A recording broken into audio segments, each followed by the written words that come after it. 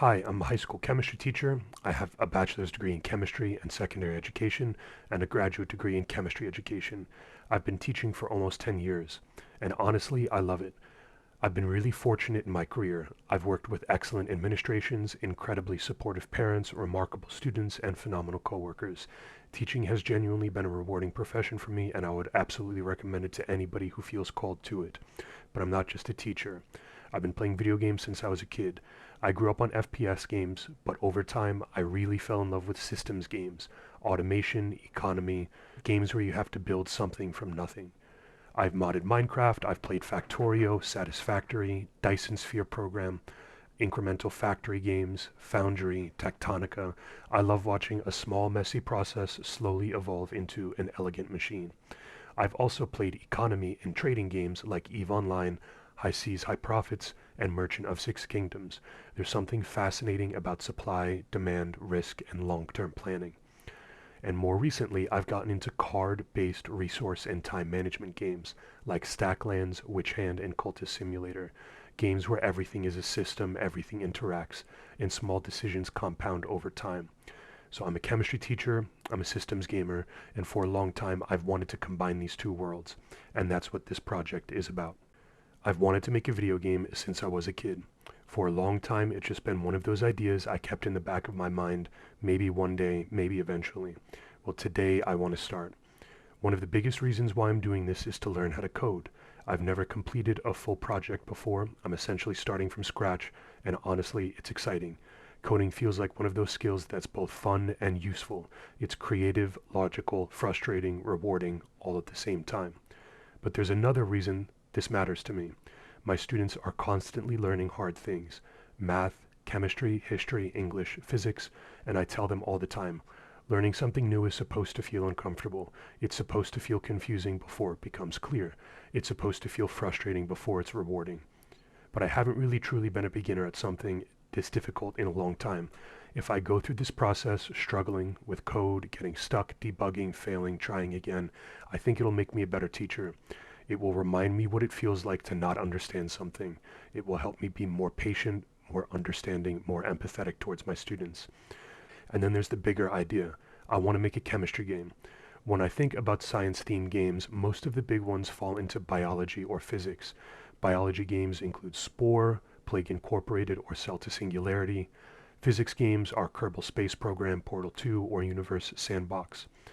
Right? But chemistry is usually just crafting. It's never really the system itself. It's not the economy, it's never the foundation. I don't just want to make a game that includes chemistry. I want to make a game where chemistry is the system, where atoms become molecules, molecules become materials, materials become industry, and then the economy. I don't know if I'll succeed. I don't know how long this will take, but I do know if I can build even a small fun game that makes chemistry feel powerful, it will be worth it. This isn't going to be a polished devlog channel. I'm going to be posting short, mostly unscripted videos documenting the progress of this game. Some weeks it might be one small function, others it might be a bug fix, some weeks it might just be me realizing I misunderstood something fundamental, and that's kind of the point. I'm working 2 jobs, I'm in graduate school, I work an extra job over the summer, so this isn't going to be a 10 hours a day coding kind of project. My goal is simple. I want to sit down for at least 1 or 2 hours a week, try to build one meaningful function, and then post a 5 to 8 minute video update. That's it. Small progress consistently. I'm asking for help. I'm very new to coding. I've never completed a full project before, so if you are an experienced programmer, please feel free to comment. If I did something inefficiently, tell me. If I structured something poorly, tell me. If there's a better way, I want to learn. If you have helpful resources, I would appreciate if you would send them. I'm not pretending to know what I'm doing, I'm just here to improve. If you are a video gamer, I would love your ideas. Features I should add, features I should remove, systems that feel unnecessary, systems that could make the game deeper, richer, more fun. This is early enough that the ideas can still shape the direction. I also want to do this as a time capsule. Right now, I know very little. Honestly, almost nothing. But I'm confident that if I stick with this, I'll learn. I'd love to look back at the first video a year from now and cringe, because that would mean I grew. That would mean I improved.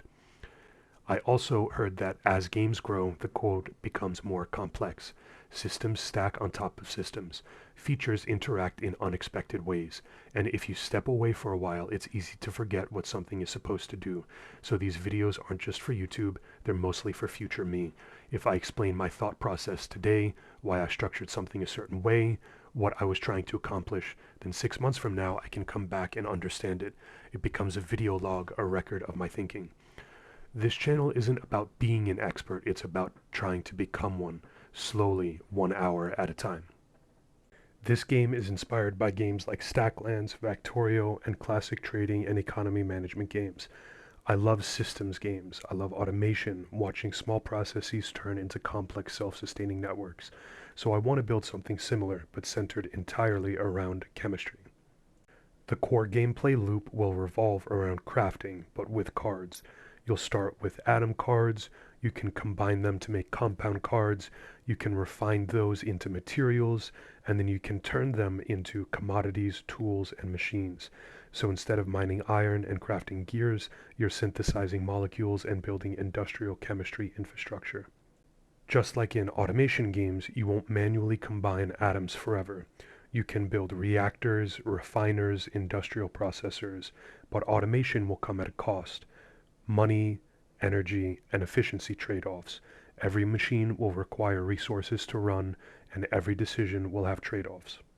Instead of workers or drones, the game will use scientist cards. Scientists will perform reactions, operate machines, equip tools, increase efficiency. You can specialize them by equipping them with tools or making them run machines in order to optimize your factory. This is your labor system. The world will contain node cards. These are your raw inputs. Mineral deposits, gas vents, organic sources, environmental sources. The nodes will generate atoms, compounds, and materials when interacted by your scientists. They might be unstable or limited. Then comes the economy. You won't just craft randomly, you'll sell into markets. There might be a pharmaceuticals market, a construction market, a consumer goods market. Each market will value chemical products differently. So now chemistry isn't just science, it's an economy. There are two core resources in the game. Money, which is earned by selling cards into markets. You can use these to buy machines or goods, pay scientists, and expand your space. The second is energy, which will be driven by thermodynamics. Exothermic reactions will generate energy, while endothermic reactions require energy to continue.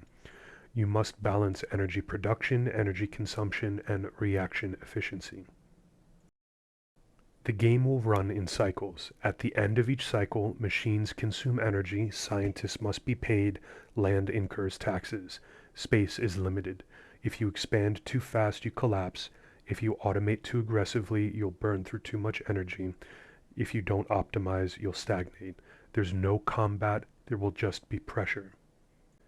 To increase this pressure is a chaos system. Instead of enemies, the game will introduce chaos cards. When atoms form molecules or molecules form materials, there could be overheat, frost, radiation, or poison gas cards that could affect other materials. They can damage scientists, slow machines, reduce output, or destabilize nodes. So instead of fighting monsters, you're fighting entropy. You'll have choices. You could invest in safety systems, you can upgrade insulation, you can try to improve containment, or you could accept the risk for a higher output. There's trade-offs everywhere. The goal isn't to make chemistry educational. Instead, it's to make chemistry fun.